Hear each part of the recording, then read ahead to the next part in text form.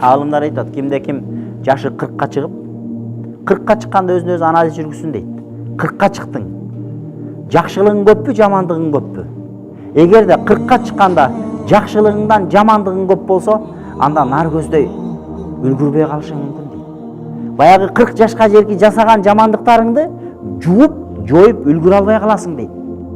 Ошондуктан о 60-ка чыкканда намаз окуйм деген ол шайтандын кеби.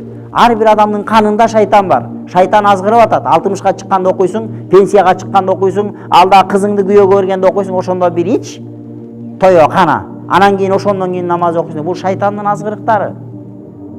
Алла Таала бизге жанды берген, биз жаныбыз дагы, өзүбүз дагы Аллада аманатпыз. Ошон үчүн сен өзүңдү өзүң билип, өтүңдү төргелип, каалаган ишти кылууга шарият уруксат бербейт. Ошон үчүн шариятта катылун нафс, адам өзүн өзү өлтүрүү, өз жанын өзү кол салуу, интихар кылуу харам.